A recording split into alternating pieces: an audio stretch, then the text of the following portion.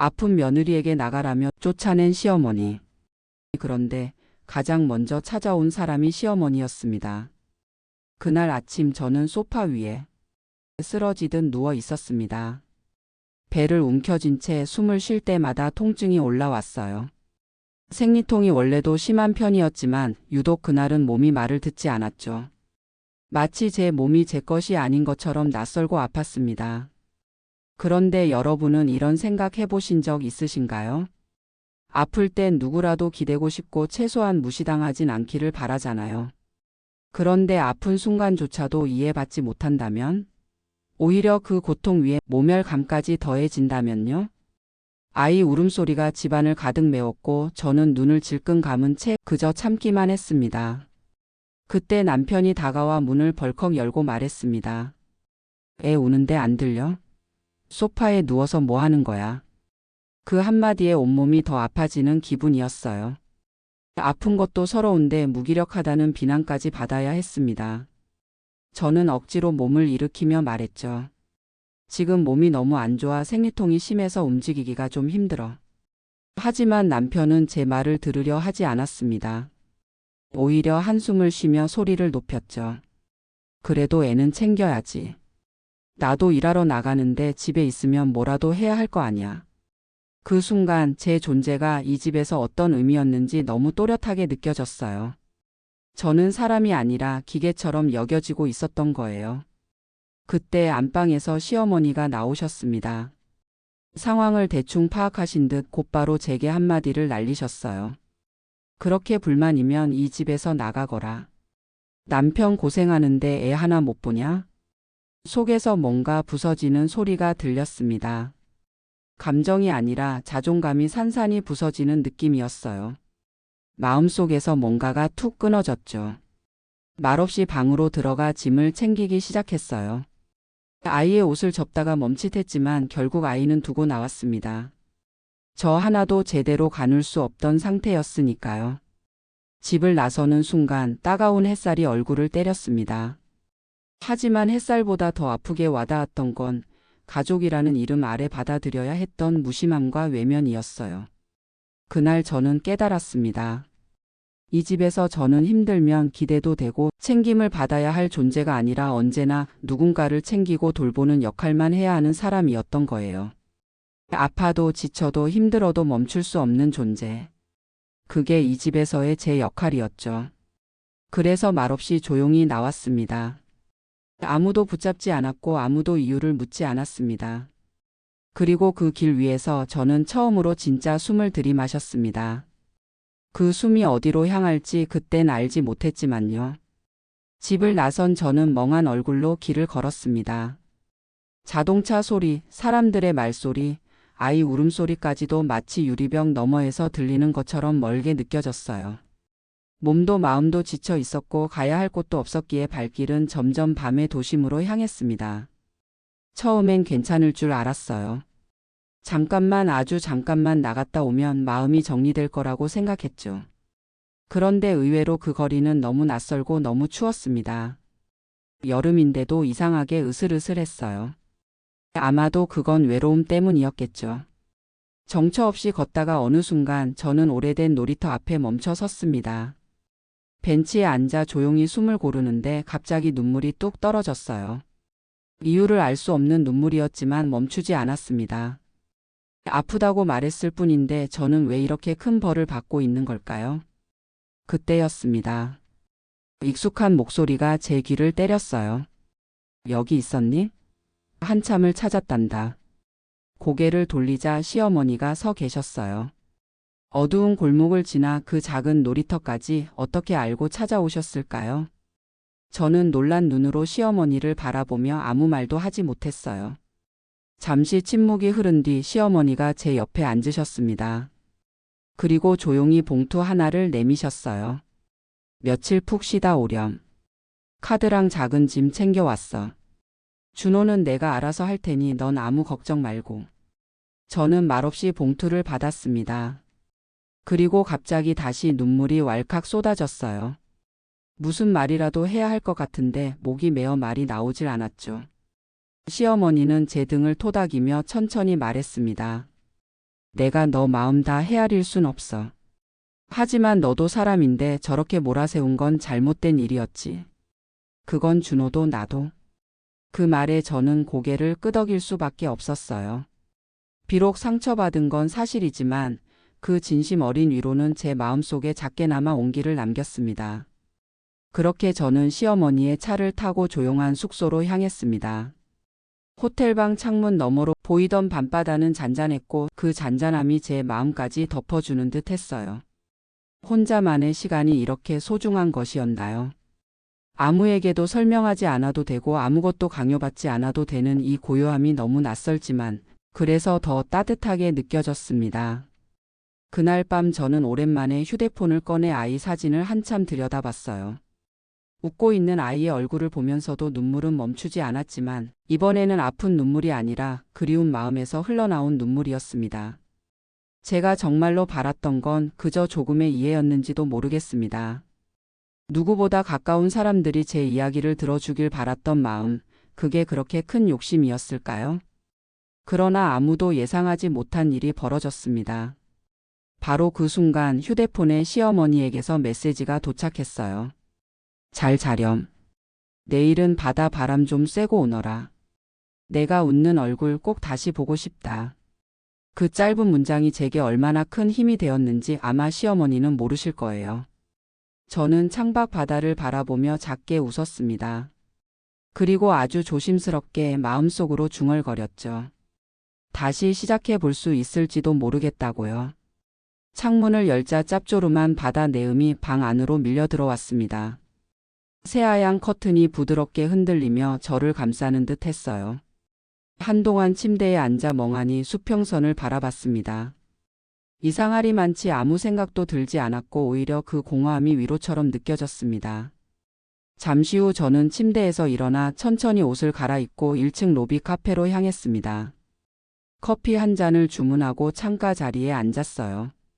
창밖에는 여름 햇살 아래 아이들이 뛰노는 모습이 보였습니다. 그 풍경을 바라보며 저는 휴대폰을 꺼내 작은 메모장을 열었습니다. 해야 할 일 아무것도 하지 않기. 지금 제게 가장 필요한 건 아마 이거 하나였을 겁니다. 아무도 돌보지 않아도 되는 하루. 온전히 나로서 존재할 수 있는 시간. 너무 오랫동안 당연하게 여겨졌던 역할에서 벗어나 저 자신을 다시 들여다보는 시간이 필요했어요. 그렇게 저는 하루 종일 책을 읽고 바다를 걷고 잠을 잤습니다. 마음이 허전해질 땐 아이 사진을 꺼내보며 미소 짓기도 했고요. 혼자인 시간이 어색하지 않냐고요? 의외로 아니 심지어 생각보다 훨씬 따뜻하고 편안했어요. 그 무렵 집에 남은 남편은 어땠을까요? 처음엔 대수롭지 않게 여겼던 눈치였어요. 잠깐 바람 쐬러 간 거겠지, 며칠 지나면 알아서 돌아오겠지. 하지만 아이는 끊임없이 엄마를 찾았고 집안은 점점 엉망이 되어갔습니다. 기저귀 갈다가 실수하고 이유식 데우다 넘치고 울음을 멈추지 않는 아이를 달래느라 혼이 나간 얼굴로 소파에 털썩 앉은 남편의 모습이 선하게 그려졌어요. 시어머니는 일부러 아무 말도 아무 도움도 주지 않으셨다고 했습니다. 며느리 없는 집이 어떤 모습인지 아들이 직접 겪어봐야 안다고요. 하필이면 그날 밤 남편은 아이를 재우다 결국 울고 말았다고 했습니다. 침대맡에 놓인 수진이 쓰던 로션 냄새가 방 안에 퍼지자 참았던 감정이 터져버린 거였죠. 그 사람 정말 대단했구나. 속으로 중얼거리며 남편은 처음으로 제 빈자리를 실감하게 됩니다. 단순한 불편함이 아니었어요. 그건 존재의 부재였죠.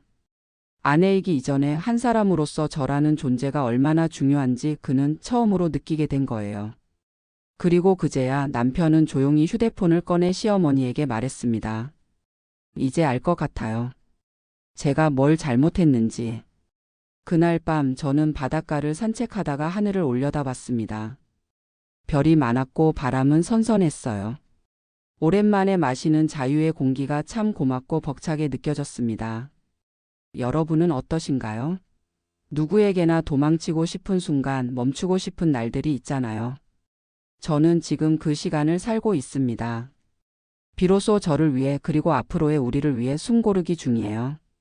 하지만 진짜 변화는 지금부터입니다. 남겨진 사람들의 시간이 어떻게 흘러갈지 그건 아직 저도 모릅니다. 다만 한 가지 확실한 건 그 시간들이 결코 이전과 같지는 않을 거라는 거예요. 바닷바람에 물든 새벽 공기가 어찌나 상쾌하던지 저는 아침이 되기도 전에 창문을 활짝 열고 바다를 바라봤습니다. 밤새 뒤척이며 많은 생각이 오갔지만 새벽의 바다는 그런 복잡한 마음마저도 조용히 삼켜주는 듯 했어요. 그때 휴대폰이 진동했습니다. 발신자는 시어머니. 저는 살짝 놀란 마음으로 전화를 받았어요. 잘 쉬고 있니? 그 짧은 한마디에 마음이 저릿했어요. 저는 최대한 담담하게 대답했죠. 덕분에요. 고맙습니다. 잠깐의 침묵 뒤 시어머니는 조용히 말씀하셨어요. 내가 어제 준호한테 한 소리 좀 했다. 조금은 알겠다는 눈치야. 그래도 아직 멀었지. 그 말에 저는 괜히 웃음이 나왔어요. 말은 퉁명했지만 시어머니의 그 말 속엔 저를 향한 미안함과 애정이 담겨 있었거든요. 전화를 끊고도 한참을 멍하니 앉아 있었습니다. 마음 한켠에는 여전히 정리되지 않은 감정이 가득했지만 누군가 내 편이 되어주는 느낌은 오래 잊고 있었던 따뜻함을 되살려줬어요. 같은 시간 집에 남겨진 남편은 아이를 재우고 주방 바닥에 주저앉아 있었습니다. 얼굴은 캥했고 손에는 젖병 하나가 들려 있었죠. 자신이 놓쳤던 순간들을 되짚으며 남편은 조용히 입을 열었습니다. 내가 너무 무심했구나. 진짜 아무것도 몰랐네. 그는 더 이상 누구에게도 변명할 수 없다는 걸 깨달았습니다. 혼자서 해보니 알겠더라고요. 하루 종일 아이를 안고 밥하고 빨래하고 집안을 정리하면서 마음 한켠에선 계속 생각이 들었다고 했습니다. 그 사람은 어떻게 매일 이걸 혼자 했을까? 그 힘든 걸 왜 내색도 안 하고 했을까? 왜 나는 그걸 몰랐을까?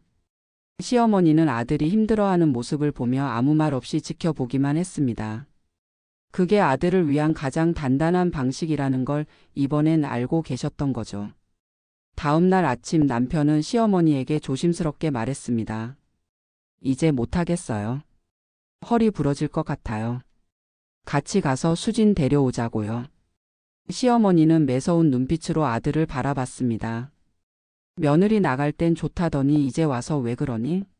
내가 데려올 자격이 있다고 생각하니? 남편은 말문이 막혀 고개를 떨궜습니다. 그렇다고 할 말이 없었어요. 그날 밤 시어머니는 남편에게 말했습니다. 사과란 건 말로 하는 게 다가 아니야. 행동으로 보여야지. 말로만 미안하다고 하지 말고 진심이 뭔지 보여줘야지. 그 말은 곧 저에게 직접 사과하라는 말이 아니었습니다. 고백 없는 사과, 그 말엔 마음을 움직일 시간과 노력이 필요하다는 뜻이 담겨 있었어요. 그 시각 저는 다시 해가 저물어가는 바다를 바라보며 이런 생각을 했습니다. 아직 갈 곳은 모르겠지만 언젠가 돌아가야 할 자리라면 조금은 달라진 얼굴들을 마주하고 싶다고요. 그런데 잠깐 이쯤에서 궁금하지 않으신가요? 과연 남편은 그 진심을 행동으로 보여줄 수 있을까요? 진짜 사과는 말이 아니라 무엇으로 완성되는 걸까요? 햇살이 부서지듯 쏟아지던 아침, 시어머니는 조용히 부엌으로 나가 밥솥 뚜껑을 열었습니다. 그 안엔 전날 밤 겨우 끓여놓은 미음이 식어 있었어요. 손에 들린 국자 대신 한숨부터 나왔죠. 거실로 나가보니 준호는 소파에 널브러진 채 잠든 아이 옆에서 멍하니 천장을 보고 있었습니다. 눈 아래에는 다크서클이 짙게 드리워져 있었고 입은 바싹 타 있었습니다. 그래도 꾹 참았어요. 엄마로서 나서서 도와주고 싶은 마음이 굴뚝 같았지만 이번만큼은 그럴 수 없었습니다. 시어머니는 며느리의 빈자리를 가르치기 위해 그 어떤 말보다 더 묵직한 침묵으로 아들을 깨우기로 한 것이었죠. 준호야, 애는 밥 먹었니? 아들이 놀란 듯 몸을 일으켰습니다. 아직. 이유식 데우다 엎었어요. 그 한마디에 시어머니는 아무 말 없이 고개를 끄덕였습니다. 그리고 식탁에 앉아 말없이 신문을 펼쳤죠. 그 정적 속에서 아들은 무엇을 느꼈을까요?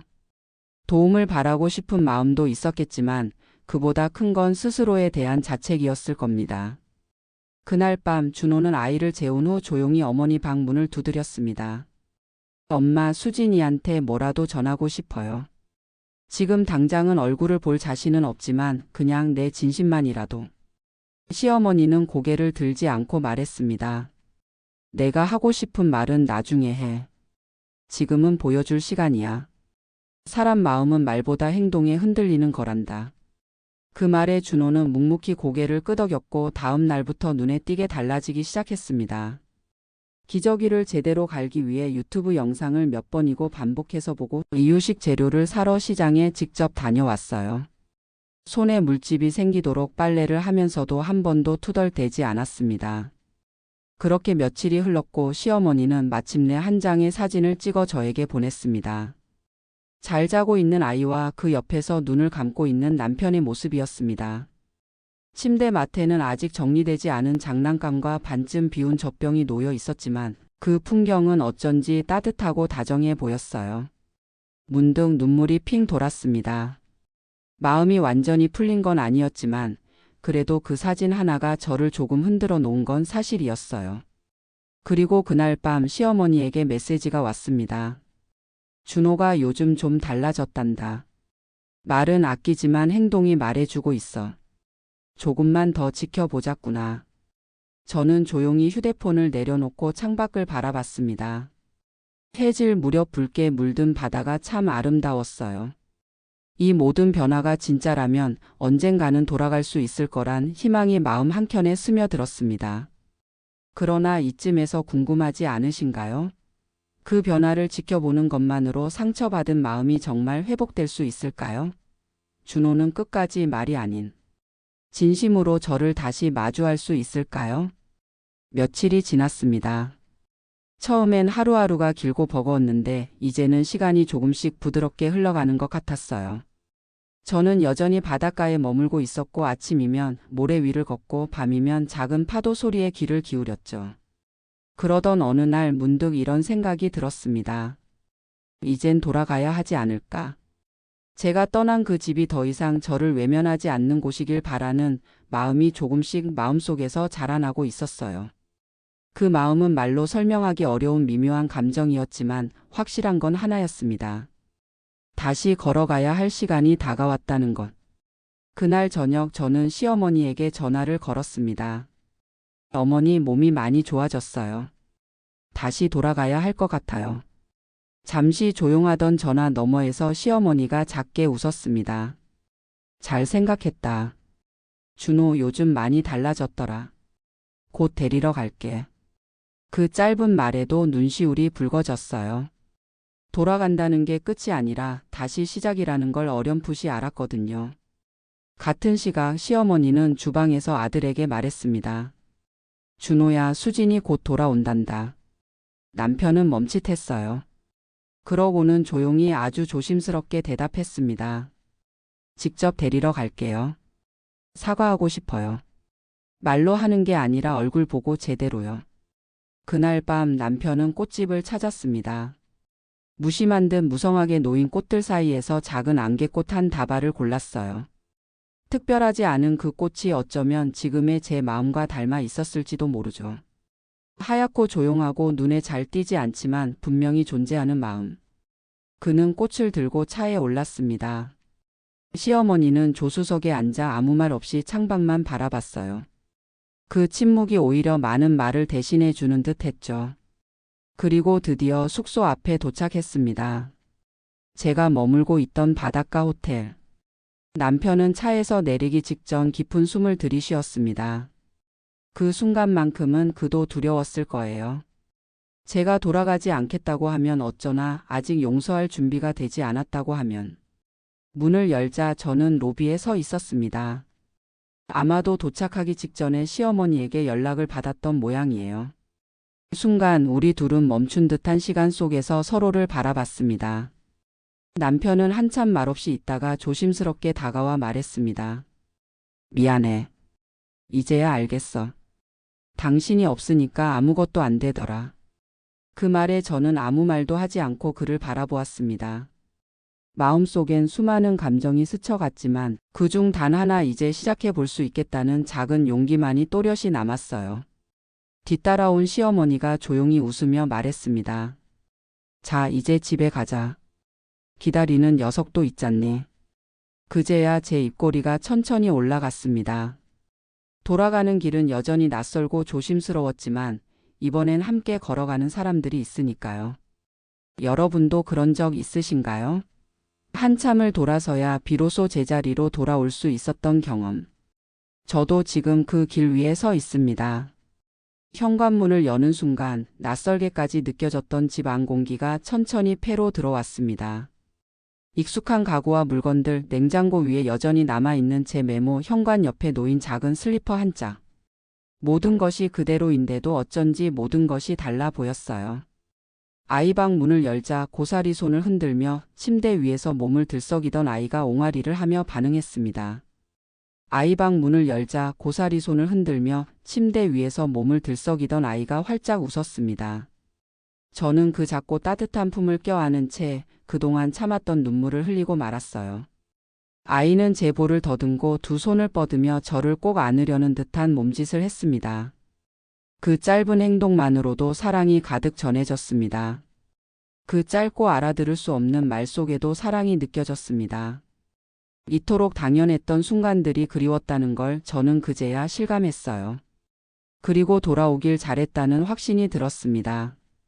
남편은 조심스럽게 거실에 앉아 있었습니다.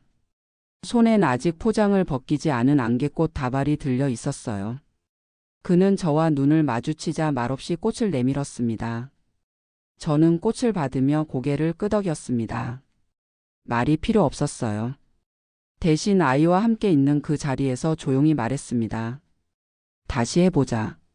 이번엔 함께. 그 말에 남편은 눈시울이 붉어졌습니다. 그도 알고 있었겠죠. 지금부터가 진짜 시작이라는 걸요. 말로만 하는 반성이 아니라 앞으로의 매일매일로 증명해야 하는 긴 여정이라는 걸. 시어머니는 주방에서 조용히 물을 데우며 그 모습을 지켜보고 계셨습니다. 예전 같으면 나서서 무언가 말했겠지만 이번엔 그저 미소를 지을 뿐이었어요.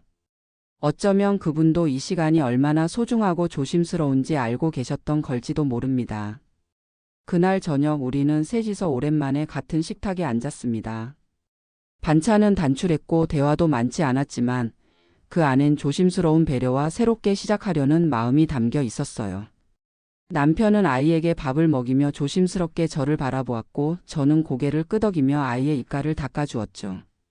아주 작고 느린 걸음이지만 분명 우리는 다시 가족이라는 이름으로 걷기 시작하고 있었습니다. 여러분도 아시겠지만 가족은 가끔 상처를 주는 존재이기도 합니다. 너무 가까워서 말하지 않아도 안다고 착각해서 또는 너무 익숙해서 소중함을 잊게 되는 존재. 하지만 동시에 가장 먼저 손을 내밀 수 있는 존재이기도 하죠. 그 여름의 끝자락에서 우리는 그렇게 다시 가족이 되어가고 있었습니다. 며칠이 지났습니다. 집안은 다시 익숙한 온도로 돌아왔고 아침마다 울리는 아이의 옹알이 소리에 눈을 뜨는 일상이 조금씩 제 몸에 스며들기 시작했어요. 그러나 이전과는 분명히 달랐습니다. 모든 게 제자리로 돌아온 것 같았지만 그 안에서 작고 조용한 변화들이 피어나고 있었죠. 어느 날 오후 시어머니는 조용히 제 방 문을 두드리셨어요. 손에는 따뜻한 차 한 잔이 들려 있었고 눈빛은 이상하리만치 부드러웠습니다. 잠깐 얘기 좀 할까? 거실 한쪽 햇살이 드는 자리. 저는 시어머니와 마주 앉았습니다. 잠시 묵묵히 차를 마시던 시어머니가 먼저 입을 열었어요. 너도 여자고 사람인데 왜 그렇게까지 참았니? 그 말에 저는 숨이 턱 막혔습니다. 울컥 가슴 안에서 무언가 북받쳐 올랐지만 침착하게 대답했어요. 참는 게 가족이라 생각했어요. 참고 견디는 게 사랑이고 그게 제 몫이라고 믿었거든요. 시어머니는 고개를 저었습니다. 단호하면서도 깊은 슬픔이 담긴 눈빛으로 말했어요. 아니야. 가족이니까 더 말해야 해. 더 표현하고 더 기대야 해. 그래야 진짜 가족이지. 너 하나만 참는 집은 가족이 아니야. 그 말에 저는 그만 눈물을 흘리고 말았어요. 혼자라고 느꼈던 그 수많은 순간들이 떠오르며 그 말 한마디가 모든 걸 녹여내는 듯 했거든요. 시어머니는 제 손을 가만히 잡았습니다. 이 집은 내가 있어야 완전해. 그리고 이제부터는 같이 걸어가자꾸나. 그날 저녁 저는 아이를 재우고 거실 소파에 앉아 조용히 가족 앨범을 꺼냈습니다.